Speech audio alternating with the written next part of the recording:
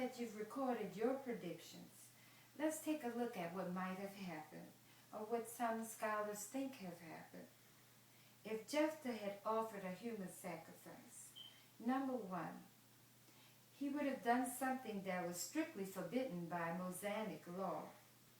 And it's not felt that God would have wanted him to sacrifice his daughter. As you have to remember that this vow that Jephthah made, God didn't ask him to make that vow. He made that vow himself. He came up with that himself.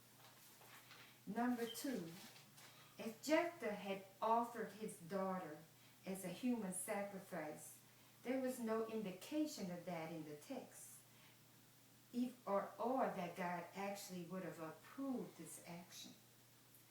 Number three, Jephthah's action may be best understood by recognizing that he was using figurative speech.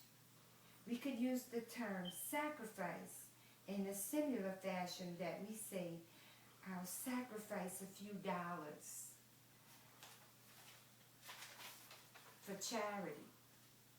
Not that you would do a burnt offering, but that you would just make a sacrifice, and that would be your offering. Sacrifice a member of his extended household to permanent religious service associated with the tabernacle. And the Bible indicates that that kind of service was available at that time. Support from the context. Number one, the 2-month period of mourning that Jephthah granted his daughter was for the purpose of grieving not over her loss of her life, but over the fact that she would never be able to marry. The second one, she was his only child. He would have actually caused extinction of his family, an extremely serious and tragic matter, especially at that time. And the third one, the sacrifice is treated as unfortunate, not because of any concern over her death, but because she would not become a mother. After stating that Jephthah did with her according to his vow, which he had vowed, the inspired writer immediately added, she knew no man.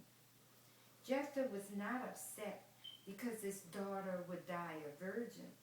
He was upset because she would live and remain a virgin. And so that you have the two views.